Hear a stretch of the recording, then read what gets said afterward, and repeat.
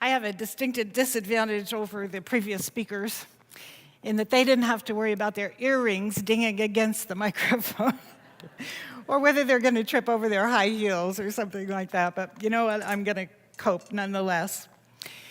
I'd like to take you on a little journey back this afternoon, and I'd like to have you imagine, if you could. I won't ask you to close your eyes to imagine, because at this time of day, I'm afraid I might lose you.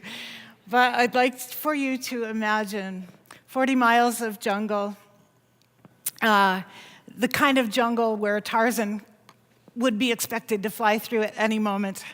I used to sit on my front porch and hope that he would. And just a really beautiful backwoods kind of setting. If you can just imagine that. That was my home for 14 years in a little corner of the Democratic Republic of Congo. Something seemed wrong this day. I could feel it. I could see it in the eyes of the people that were in front of me. I couldn't tell if it was anger or disappointment. I just wasn't sure. I felt like it ought to be Christmas in July, and everybody should be happy, but something was wrong.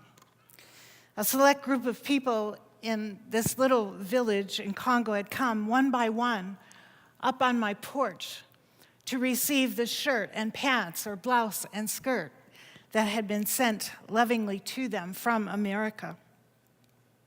These folks all had the misfortune of contracting the disease of leprosy.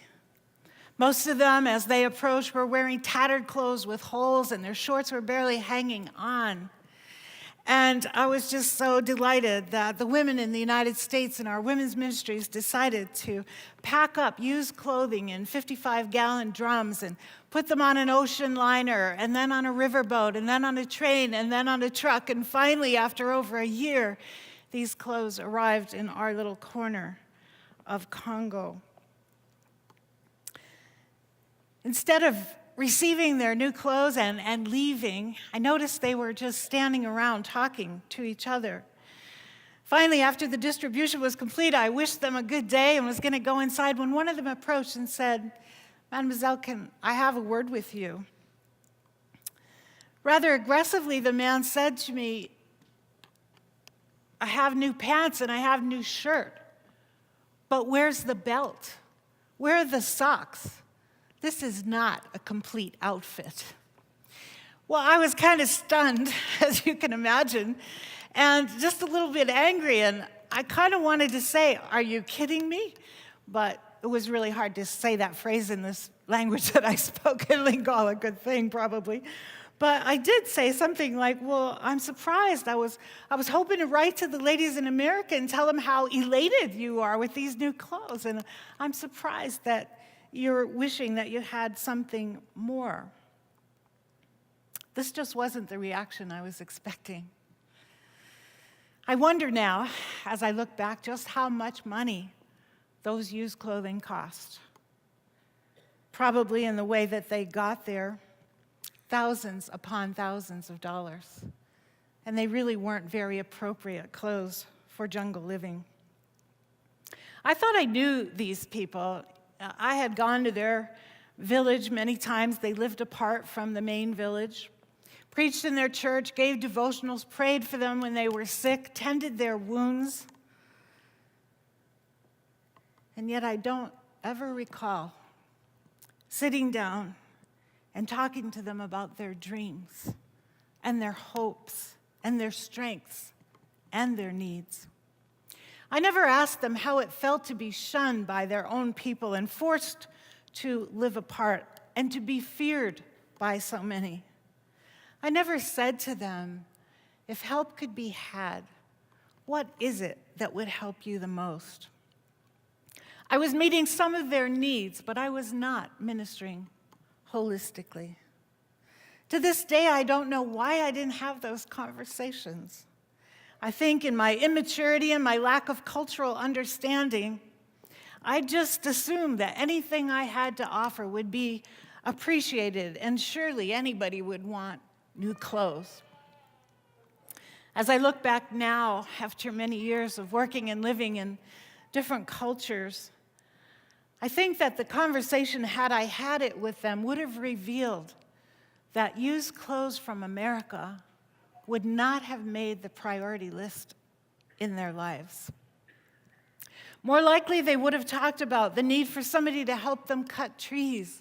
More likely, they would have said, if all that money was being spent, maybe we could use some of it to hire people to help us dig latrines or put the mud on our houses because they had to be replaced every couple of years. Maybe they would have appreciated some garden tools with special straps attached to help them hoe and cultivate their garden, because most of them were missing fingers and hands and toes and feet sometimes because of the leprosy. But I never really asked. The disease of leprosy was already stripping away their dignity. The isolation already made them feel less. The fact that everybody feared them, I can't even imagine how that felt. But not including them in the solutions for their life only heightened their sense of flagging dignity. Terry was just talking about the importance of dignity, and as I look back, I realized I was trampling all over theirs. I saw their need. I felt sorry for them. The women in the U.S., we all had good intentions, but good intentions that are uninformed are not enough. As Corbett, you're going to hear from Steve Corbett in a minute, and Brian Fickert say in their book, When Helping Hurts, so often uninformed good intentions do more harm than good. Henry Nouwen, in his book Compassion in the Christian Life, says that compassion is hard work. If any of you are doing it, you would agree. It goes beyond sympathy. It goes beyond good intention and enters into the pain of another. He says it walks the journey and cries with those in pain. It defends the weak and indignantly accuses anyone who would violate their humanity. In short, and this is the part I love so much, it's a willingness to lay down our lives for our friends. If I could go back, if I could, I would be less a fixer of things, and I would try to enter into relationship and walk that journey of pain and isolation together. I would be a friend more than a white visitor, and together we could have figured out some solutions toward betterment of their situation. As Meyer says in Walking with the Poor, I wouldn't try to be Santa Claus. I wouldn't assume what people need and then try to supply it because I can. It wouldn't be about my feeling good. It would be about what they needed. I wouldn't make them a recipient of my charity, but join them in their walk of life and faith. As Terry said, I would realize that their material poverty did not equate to poverty of spirit. I would remember that the Lord was walking with them just as he's walking with me. And together we would have celebrated who Christ is and was in their lives. I would remember that they are part of the royal priesthood, just as I am, and we would have had a joyous celebration of that together. I would have been careful to invite them into my home and offer hospitality and make sure that they felt comfortable and accepted as we broke bread together. So I made a lot of mistakes. And I've learned a few things, I hope, over the years that serve me a little bit better now. But one thing I know is that people are amazingly creative, amazingly capable, and amazingly resilient. Sometimes they just need someone, a friend, to put arm in arm and walk life's journey together. If I could go back, we would have done an assessment together. We wouldn't have known to call it that in those days because we didn't know about Che yet and we didn't know about those things. But we would have looked around and said, what things are available that could be helpful to them? We would have learned, which ultimately did. We did learn that the Leprosy Foundation in the country could offer some of those specialized farming devices that they needed so desperately. You know, one of the things I really wish I would have done is gotten the local church in the nearby village involved. As a medical person, I could have gone and talked to the women's group about leprosy and about infection and how they didn't need to be afraid to be in contact with these people. I could have gone and sort of helped bridge the chasm between the two groups and fanned the flame of compassion in the local church. I would have gone and spoken about holistic ministry, and I would have probably used the story of the Good Samaritan, and I would have looked at Luke 4 and said, Jesus himself said, "The Spirit of the Lord is come upon me," as he quoted Isaiah 61, and he said, not only to proclaim, he didn't say not only, he said to proclaim the good news, but what else did he say? To heal the blind, to set the captives free, to release the oppressed. If ever there was an oppressed group in that area, it was those people. Injustice upon injustice was heaped upon them. The government would say, everybody live apart. And then maybe 6 months or a year later, the government would say, no, everybody reintegrate. And you know what happened when they reintegrated? People were afraid, so they would poison them, they would abuse them, they would reject them, they would harm them, sometimes kill them, to the point where they would just simply run and go deeper into the forest. I would have talked about what the Bible says about speaking up for those to whom injustice has been done, speaking up for those who can't speak for themselves. If a local church doesn't have a vision for outreach, I believe a vital role that we can play is casting that vision to the local church. So often I hear folks come to me and they say, well, the local church just doesn't see it. They don't want to do it. They don't have a burden for what I feel called to do. And I say to them, are we called to a ministry or are we called to people? I say it nicely, but I do say that. And then I often also say, if the church isn't interested in what you're burdened for, what are they interested in? And how, then, can we walk alongside and go with them in whatever they're doing? And in the process, as trust is built and relationships are formed, we can share what God has placed on our heart too, and surely some will want to come along with us.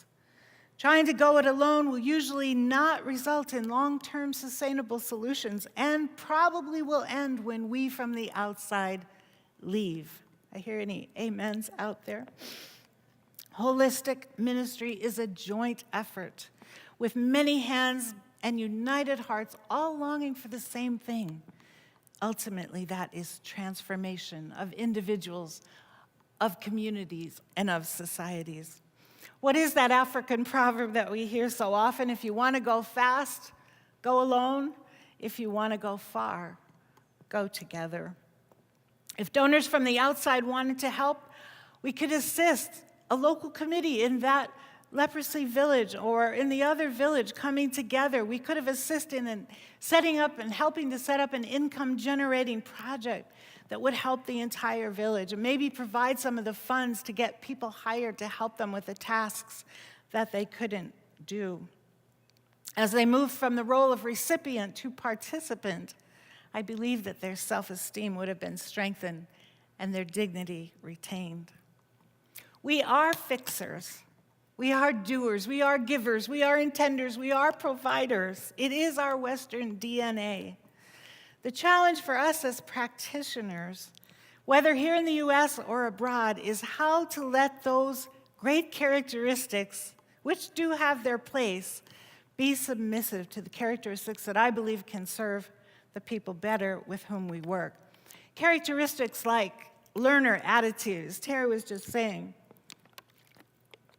Patience, oh, that's so hard sometimes. Restraint. Anybody have a problem with that? When you see a need, you just want to do it, fix it, get it done. Relationship building, affirmation of strengths of those we serve, friendships, partnerships, less time orientation. Ooh, let me say a word about time orientation. The things we're talking about in holistic ministry.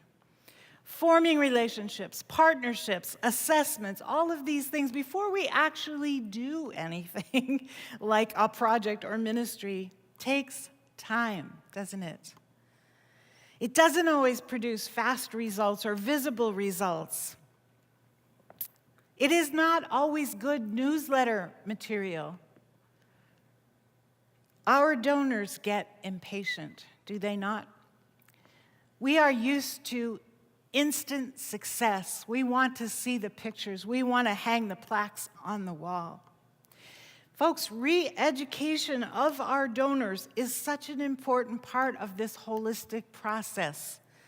And who is going to do that except we who are out doing the work? I didn't know about Che back in those days, but if I did, Che would have been a perfect solution to the situation there, because we would have figured out how to train trainers, how to prepare for the future. We would have relied on those great methodologies of assessment and mapping and all those things, and I believe that even to this day there would be remnants of that Che ministry all throughout that area, if only we had had it in those days.